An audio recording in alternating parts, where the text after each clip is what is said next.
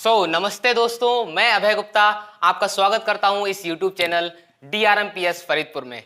दोस्तों, मैं आपको जीएस पढ़ाऊंगा। जीएस में बहुत सारे सब्जेक्ट कवर होते हैं।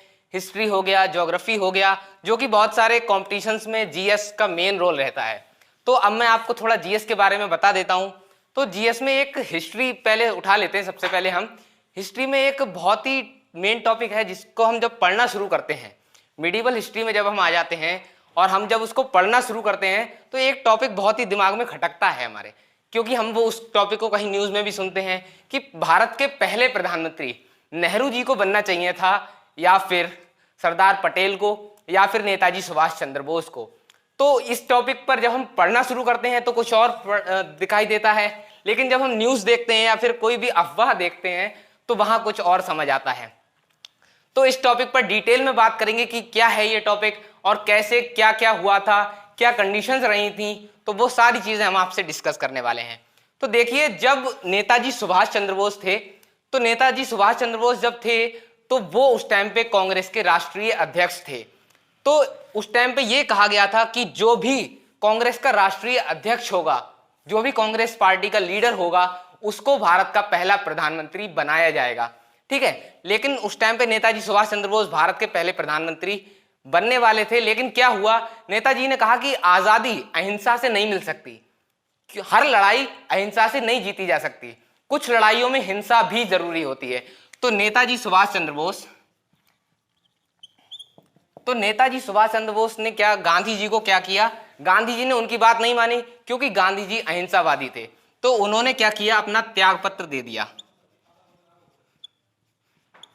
तो नेताजी ने त्याग पत्र दे दिया गांधी जी को कि त्याग पत्र, मैं कांग्रेस का राष्ट्रीय अध्यक्ष होने से अपना त्याग पत्र देता हूं, क्योंकि आप मेरी बात नहीं मान रहे हैं, क्योंकि अहिंसा से सारी लड़ाइयां नहीं जीती जा सकती, कुछ लड़ाइयों में हिंसा भी जरूरी होती है। ऐसा नेताजी का मानना था, नेताजी सुभाष चंद्र बोस का। तो वो अपना त्याग पत्र गांधी जी को सौंप कर वहां से चले गए। वहां से वो डायरेक्ट गए रशिया की तरफ, वहां से हेल्प लेने, रशिया से उन्होंने आर्मी बनाई, सारे काम किए। तो यहां से एक पद तो यहां पर खाली हो गया, कांग्रेस के राष्ट्रीय अध्यक्ष का पद खाली हो गया। तो अब प्रधानमंत्री कौन बने, ये सारी बात समझ में आ रही थी आगे। फिर एक गांधी जी ने चुनाव कराया। गांधी जी के दो मुख्य नेता थे, सरदार पटेल और जवाहरलाल नेहरू। तो उन दोनों के बीच गांधी जी ने चुनाव कराया। तो जो भी कमेटी के लीडर्स थे उन्होंने चुनाव किया। तो उस चुनाव में नेहरू जी 13 वोटों से हारे थे, किसी ने भी नेहरू जी को वोट नहीं दिया था, सारे के सारे वोट गए थे सरदार पटेल के पक्ष में। लेकिन फिर भी बात क्या हुई थी, नेहरू जी इस बात को स्वीकार नहीं कर रहे थे, इस बात को स्वीकार करने को तैयार नहीं थे कि मुझे एक भी वोट नहीं दिया गया। तो जवाहरलाल नेहरू ने क्या किया, जवाहरलाल नेहरू ने कहा कि मैं इस बात को स्वीकार नहीं करूंगा, अगर आप मुझे कांग्रेस का राष्ट्रीय अध्यक्ष नहीं बनाएंगे तो मैं कांग्रेस पार्टी को डिसॉल्व कर दूंगा, पूरा जो पार्टी बनी बनाई है उसको तहस नहस कर दूंगा। तो इस बात पे तो देश में झगड़े शुरू हो जाते। तो इसी वजह से गांधी जी ने क्या किया, गांधी जी ने सरदार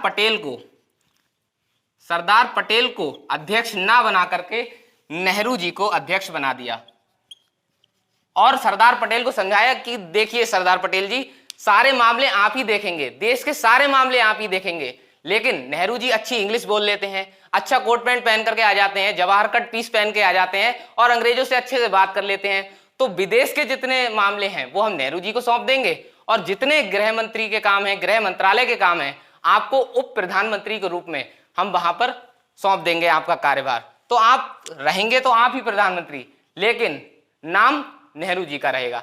तो दोस्तों, ये सारा मुद्दा था उस जमाने पे, और लोगों को कहा जाता है कि दोबारा जब चुनाव हुए तो पटेल जी को क्यों नहीं बनाया गया। देखिए, दोबारा चुनाव हुए थे 1952 में। पटेल जी को इसलिए नहीं दोबारा चुना गया क्योंकि पटेल जी की मौत हो चुकी थी 1950 में, इसीलिए वो इलेक्शन दोबारा नहीं जीत पाए थे। तो ये सारा मुद्दा था। तो अफवाहों पे ध्यान ना दें, न्यूज में ना पढ़ें, और बुक से जो भी आप पढ़ रहे हैं वो सारी चीजें बिल्कुल सही है। तो इस बात को ध्यान रखें, और अगली वीडियो में नया टॉपिक लेकर के आएंगे। Thank you.